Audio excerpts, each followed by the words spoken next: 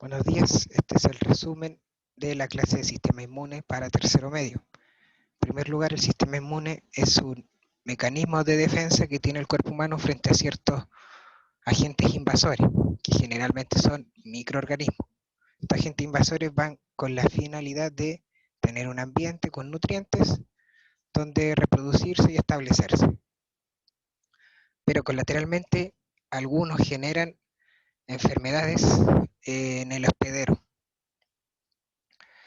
Dichos microorganismos los vamos a categorizar según su estructura celular. Puede ser procarionte o eucarionte. Básicamente la diferencia entre estos dos es que el eucarionte, a diferencia del procarionte, tiene el ADN en un lugar central llamado núcleo, lo tiene localizado, y el procarionte tiene el ADN en todo el citoplasma, o sea, alrededor de todas las células, básicamente. Entre las cuales en el procarionte encontramos las bacterias y el eucarionte hongos y protozoos. Ahora, ¿por qué los virus no están ni en el procarionte ni en el eucarionte? Porque los virus son considerados no vivos ni muertos. Para que se entienda mejor, es un parásito obligado que necesita usar la maquinaria celular para sintetizar tanto el ADN que posee y las proteínas y así lograr su reproducción a modo general. Ahora, nos vamos a detener un poco con las bacterias y esta es la estructura que poseen generalmente. Poseen el citoplasma, que es el lugar donde está el ADN, este es el ADN que se ve aquí en verde. Tiene una pared celular aquí que envuelve al citoplasma y entre la pared celular tiene la cápsula. O sea, entre la cápsula y la pared celular está una sustancia llamada peptidoglicano, y al exterior de la célula de la bacteria está la cápsula. Generalmente pueden tener flagelos o pelitos alrededor para su movilidad. Ahora, las bacterias se pueden clasificar según su forma en cocos, que tienen forma esférica, básicamente, son resistentes a la desecación, y un ejemplo es Staphylococcus aureus, que puede generar la infección de la neumonía. También están los bacilos, que tienen una forma más alargada para absorber mayor nutriente. Y aquí tenemos, por ejemplo, el tétano, que ocasiona espasmos musculares dolorosos y puede provocar la muerte. Ingresa generalmente por un corte con un material o con un metal que tenga óxido. Y luego está la forma espirilos, que pueden moverse con mayor facilidad porque son más o menos de forma helicoidal. Y aquí tenemos Spirillum minor, que es la infección provocada por la mordedura de ratas. También tenemos los virus, por ejemplo la gripe y la influenza, que en ellos la diferencia que tienen con los otros tipos de microorganismos es que pueden tener un ADN o sea, un material genético de ADN o de ARN. Y el tratamiento tiene que ser un tratamiento antiviral. Más adelante, cuando sigamos las clases, lo vamos a ver con más detalle los virus. Ahora, ¿cómo ingresan estos organismos al cuerpo? Bueno, tienen 4 fases para ingresar. Primero, se tienen que adherir a la célula. Una vez adherida, tienen que penetrar. Una vez que penetran, tienen que invadir, tienen que saltarse o defenderse del agente del sistema inmune, como por ejemplo aquí un macrófago, y luego ahí se disemina o se multiplica. Ahora, los microorganismos en general tienen mecanismos de defensa, es decir, no van a invadir a un hospedero sin primero tener algunas formas de protegerse. Por ello, el proceso evolutivo le permite adaptarse para sobrepasar estas defensas del hospedero. Y aquí tenemos el peptidoglicano, que es una estructura rígida que permite la permeabilidad de la célula de ciertas sustancias, o sea, no de todas. También otro mecanismo de defensa es el lugar donde residen. Por ejemplo, las bacterias intracelulares facultativas lo que hacen es multiplicarse en el medio extracelular. De esta forma escapan a los mecanismos de defensa escondiéndose dentro de las células. También tenemos las bacterias intracelulares obligadas, que solo pueden vivir y multiplicarse dentro de la célula del hospedero, es decir, tienen un poco más de protección frente a los mecanismos de defensa del hospedero.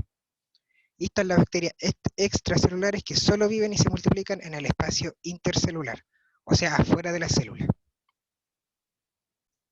Ya, ahora, el sistema inmune en grandes rasgos, el conjunto de órganos, células, tejidos y moléculas responsables de la defensa que tiene el hospedero frente a ciertos patógenos.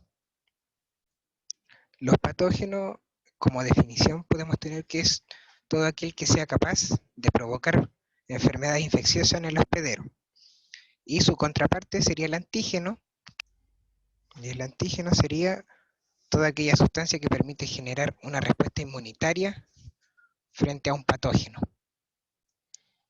Ahora, para la inmunidad tenemos dos tipos de inmunidad, por así decirlo: inmunidad innata e inmunidad adaptativa. La inmunidad innata se caracteriza porque su velocidad de acción es inmediata y siempre está presente. Responde de la misma forma a los diferentes patógenos, o sea, no es específico. No, por lo tanto, no necesita memoria previa para poder presentarse frente a un patógeno.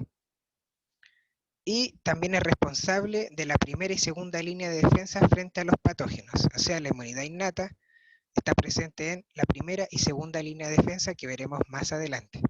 Ahora, la inmunidad adaptativa, en su contraparte, demora al menos 5 días y genera una respuesta a cada antígeno que la provoca. Es decir, que se presenta un patógeno, se genera un antígeno, y este antígeno va a dar una respuesta específica a ese patógeno en cuestión. Por lo tanto, es altamente específica, o sea, que actúa frente a un cierto patógeno en cierta forma. Por lo tanto, necesita memoria para que las respuestas cada vez sean más rápidas e eficaces frente a un patógeno, cada vez que intente invadir una y otra vez al hospedero. Y es responsable de la tercera línea de defensa frente a los patógenos. Ahora veremos en el sistema inmune innato la barrera primaria o primera línea de defensa, la cual está constituida en primer lugar por la piel, que tiene 3 capas: una capa de células que están relativamente, pueden estar muertas, pero tienen escasos nutrientes. Entonces, si llega un patógeno a la superficie de la piel, se va a quedar ahí. O si logra atravesar un poco, va a empezar a irse poco a poco a medida que vayan produciéndose más células. En la segunda capa, las células están unidas más fuertemente, lo que impide en mayor medida el ingreso de las bacterias.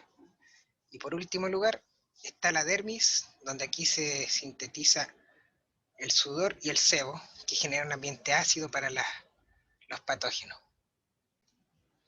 Luego tenemos los cilios, que son unas vellosidades que lo que producen es expulsar al patógeno cuando se estornuda o cuando se tose. También tenemos las células productoras de mucosidad, es decir, producen esta mucosidad generalmente, por ejemplo, el moco en la nariz, que ahí atrapan los patógenos y no logran atravesarlo. Y estas mucosas también recubren la estructura del sistema digestivo, respiratorio, urinario y reproductor. Y por último tenemos los fluidos, que pueden ser jugos gástricos, que son sustancias ácidas que son capaces de matar microorganismos, el cerumen de la oreja, las lágrimas, incluso el sudor, aunque el sudor en realidad se usa para otras cosas como la regulación de la temperatura, pero también vale para el sistema inmune innato. La flora microbiana, que es todas las bacterias que existen en nuestro sistema digestivo, por ejemplo, y que impiden que se adocen otros tipos de microorganismos en ese lugar. Ahora veremos la barrera secundaria, seguimos en el sistema inmune innato por si acaso, y estas se activan cuando los microorganismos pasaron la primera línea de defensa, es decir, pasaron la piel, pasaron por ejemplo las mucosidades, y en esta barrera secundaria van a existir ahora células llamadas leucocitos o fagocitos a modo general. Los leucocitos serían los glóbulos blancos que están en la sangre, y los fagocitos son células que realizan la fagocitosis. ¿Esto qué quiere decir? Por ejemplo, entra un patógeno y la célula lo que va a hacer es, por así decirlo, rodearla, dejarla dentro de sí misma y empezar a degradarla, para de esta forma eliminar al patógeno o la toxina. Dentro de los fagocitos tenemos los neutrófilos, que tienen un corto de vida corto, llegan a la zona de infección atravesando las paredes para fagocitar y destruir al patógeno. Es decir, es como de acción inmediata, de corto plazo. Y también tenemos los macrófagos, que son tejidos o células, mejor dicho, que resguardan los tejidos y estos duran más tiempo. Pueden estar en un mismo lugar tratando de destruir a cualquier invasor o pueden ir desplazándose a lo largo del hospedero. Ya. Tenemos entonces que una de las respuestas inmunes que tiene la segunda línea de defensa es la respuesta inflamatoria. La respuesta inflamatoria consiste en la formación de exudado inflamatorio, responsable de la hinchazón, compuesto de células fagocíticas y plasma, debido al aumento de la permeabilidad y dilatación de los capilares, como se observa aquí. Esto causa el enrojecimiento y el calor que sientes, o sea, el que se siente por aquí básicamente.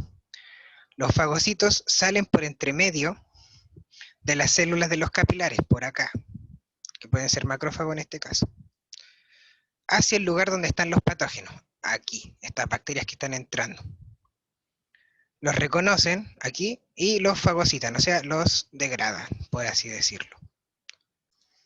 Ahora, también para la respuesta inflamatoria existen proteínas, principalmente las citoquinas, que participan en la inducción y regulación de esta respuesta. También participa el sistema del complemento, que son proteínas plasmáticas, y estas proteínas lo que hacen es activar y complementar, incluso potenciar ciertas reacciones inmunes e inflamatorias que contribuyen a la defensa del organismo.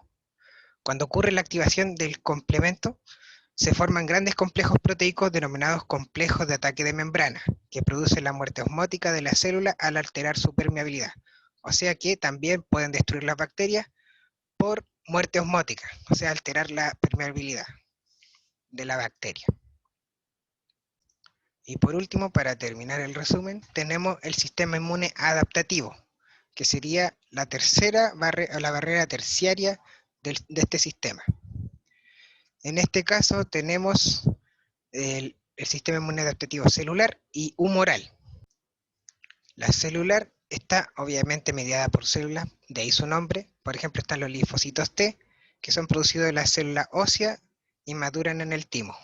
¿Qué es lo que hacen? Básicamente es viajar y destruir las células del cuerpo que en el sitio de infección, aquellas células que sí han sido infectadas, o incluso los tumores.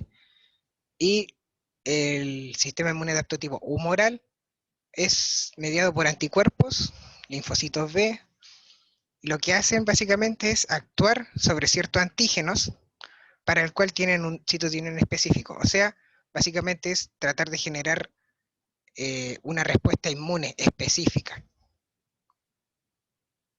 Y con eso concluiría el resumen para la clase de tercero medio.